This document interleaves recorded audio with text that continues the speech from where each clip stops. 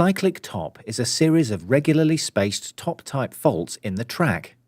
This type of defect can derail susceptible types of vehicles, even though individual defects may not look severe at first glance. The series of dips causes a buildup of stored energy in the train suspension.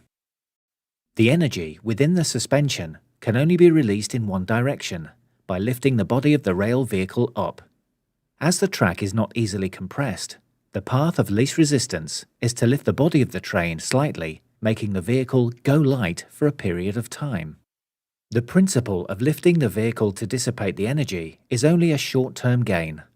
When the vehicle gets to the top of the lifting phase, following a dip, it causes a lift-off effect. Gravity takes over, and the vehicle drops back down and lands at the bottom of the following dip, causing the suspension to compress. This introduces more energy into the suspension because two opposing forces are acting at the same time, gravity versus track rise. If the dips and rises are regular, the process continues, increasing the store of energy within the suspension. Eventually, this enables the whole vehicle to become airborne, lifting the wheel flanges over the level of the railhead. This means the train can leave the track and derail.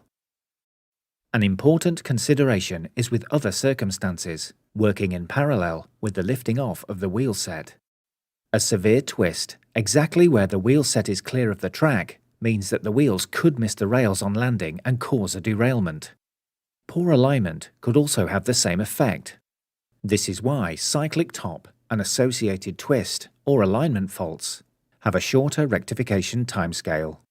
The trigger for cyclic top could be a dipped joint, IRJ, adjustment switch, S&C, or wet beds.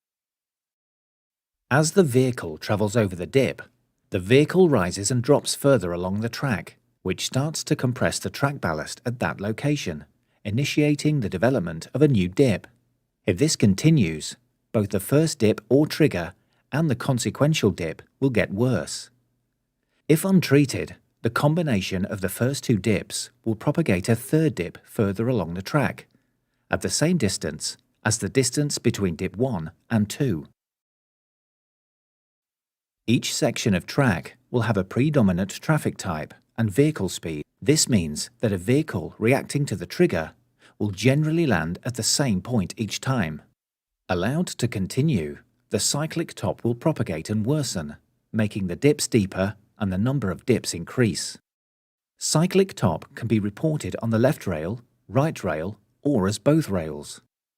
Single rail cyclic top is possible because there are situations where a trigger is only on one rail. The distance between each dip is called the wavelength. The wavelength is directly related to the predominant speed of traffic.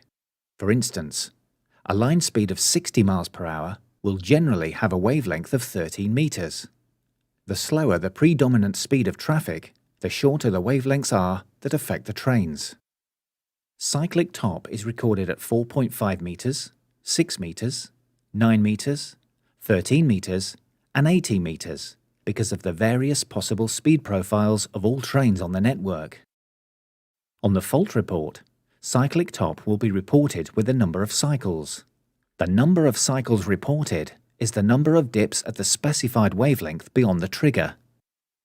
Cyclic top is a theoretical value calculated by the TRV to represent the amount of energy potentially stored in the suspension, and is only reported when the value reaches a predetermined threshold and are categorized from Cat I to Cat D. When carrying out any repairs to cyclic top, it is important to rectify the trigger to prevent the fault from reoccurring. Repair timescales for cyclic top are detailed in Table 2 and A1 of TRK 001, Module 11.